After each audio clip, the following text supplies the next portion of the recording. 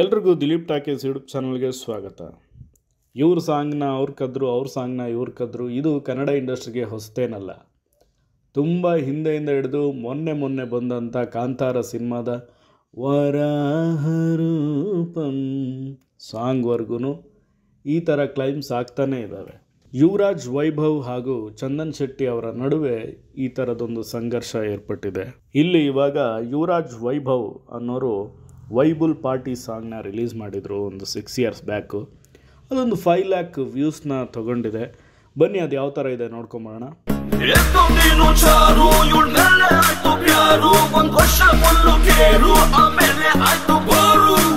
S, Chandan Shetty ಅವರ cotton candy song ಒಂದು 2 weeks ಹಿಂದೆ ರಿಲೀಸ್ ಆಗಿ 7.4 million ವ್ಯೂಸ್ನ ಪಡೆದಿದೆ. ಲಂಡನ್ ಕ್ವೀನ್ ಮಂಗಳೂರು ಬಂಗಡ ಮೀನ ತಾನಾಗೆ ಬುಟ್ಟಿಗೆ ಬಿತ್ತು ಬೀಸದನ ಬಲನ. ಈ ಹಿಂದೆನೂ ತುಂಬ ಸಂಗೀತ ನಿರ್ದೇಶಕರಿಗೆ ಅರ್ಜುನ್ ಜನ್ಯ ಅವ್ರಿಗೆ ಕಾಪಿ ಮಾಡ್ತಾರೆ ಅಂತ ಹೇಳ್ತಾರೆ. ಹಂಸಲೇಖ ಅವರು ತುಂಬ ಚೈನೀಸ್ ಕೊರಿಯನ್ ಸಾಂಗ್ಸ್ನ ಕಾಪಿ ಮಾಡಿದ್ದಾರೆ ಅಂತ ಹೇಳ್ತಾರೆ. ಬಿ ಅಜನೀಶ್ ಲೋಕನಾಥ್ ಅವರು ಅವ್ರಿಗಂತೂ ಒಂದ್ರ ಮೇಲೊಂದು ಬರ್ತಾನೆ ಇರುತ್ತೆ. ಅಲ್ಲಿ ಟ್ಯೂನ್ ಎತ್ತಿದ್ದಾರೆ, ಇಲ್ಲಿ ಟ್ಯೂನ್ ಎತ್ತಿದ್ದಾರೆ ಅಂತ. ಚಂದನ್ ಶೆಟ್ಟಿ ಅವರು ಒಂದು ಡಬ್ಬ ಕೊಟ್ಟರೆ ಬಿಗ್ ಬಾಸ್ ಅಂತ ಮನೆಯಲ್ಲಿ ಟ್ಯೂನ್ ಕಂಪೋಸ್ ಮಾಡುವಂಥ ಟ್ಯಾಲೆಂಟೆಡ್ ವ್ಯಕ್ತಿ. ಅರ್ಜುನ್ ಜನ್ಯ ಅವರ ಗರ್ಡಿನಲ್ಲಿ ಪಳಗಿ ಪ್ರೋಗ್ರಾಮರ್ ಆದಂಥ ವ್ಯಕ್ತಿ.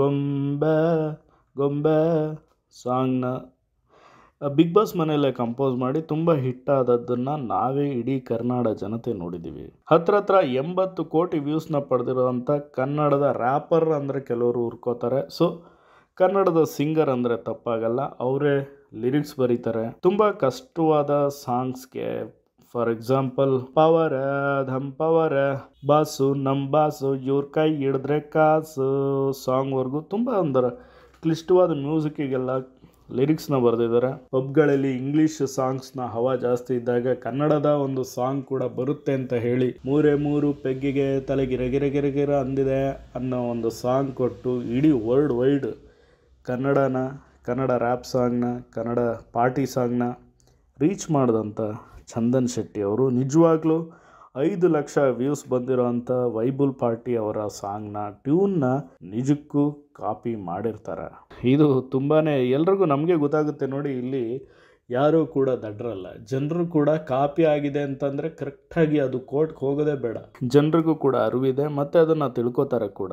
ಮ್ಯೂಸಿಕ್ಗೆ ಸರಿ ಇಲ್ಲ ಎಳೆ ಸ್ವರ ಎಷ್ಟಂತ ಕೂಗೋದು ಎಮ್ಮೆ ತರ ತರ ತರ ತರ ಭಟ್ರು ಬರೆದಿರೋ ಲಿರಿಕ್ಸು ನಮ್ಮ ಹರಿಕೃಷ್ಣ ಆಡಿರೋ ಅಂಥ ಒಂದು ಲೈನ್ ಇದು.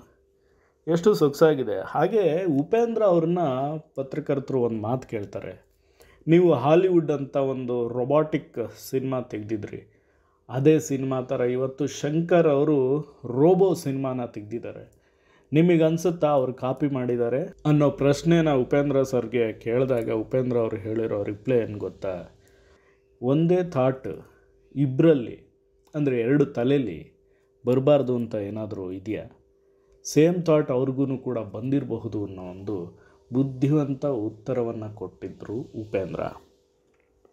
ಇಲ್ಲಿ ಯುವರಾಜ್ ವೈಭವ್ ಏನಾದರೂ ಇದನ್ನು ಕೋರ್ಟಿಗೆ ತೊಗೊಂಡೋದ್ರೆ ಅಥವಾ ಇದನ್ನು ಕಾಪಿರೈಟ್ ಕ್ಲೈಮ್ ಮಾಡ್ತೀನಿ ಅಂತ ಹೇಳ್ತಾ ಇದ್ದಾರೆ.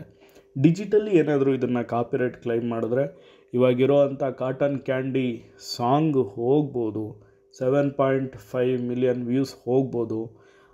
ಅಕಸ್ಮಾತ್ ಇದು ತುಂಬಾ ಈ ಒಂದು ಕೇಸ್ ಎಲ್ಲ ಮುಗಿದ್ಮೇಲೆ ಕೋರ್ಟೆಲ್ಲ ಆದಮೇಲೆ ಅಪ್ಲೋಡ್ ಆದರೆ ಇಷ್ಟು ವ್ಯೂಸ್ ಲಾಸ್ ಆಗ್ಬೋದು. ಇದೇ ಥರದ ಸಿಚುವೇಶನ್ ನಮಗೆ ವರಾಹ ರೂಪಂ ಸಾಂಗಿಗೂ ಕೂಡ ಆಗಿತ್ತು. ಇಲ್ಲಿ ಚಂದನ್ ಶೆಟ್ಟಿ ಅವರು ನಾನು ಈ ಥರದ ಸಿಚುವೇಶನ್ ಫೇಸ್ ಮಾಡಿದ್ದೀನಿ ಅಂತ ಹೇಳ್ತಾ ಇದ್ದಾರೆ. ಅದು ಯಾವ ಸಿಚುವೇಶನ್ ಗೊತ್ತಾ? ಎಸ್, ಈ ಸಾಂಗ್ ರಿಲೀಸ್ ಆದಾಗಲೂ ಕೂಡ ತುಂಬ ಕಾಂಟ್ರವರ್ಷಿಯಲ್ ಆಗಿತ್ತು.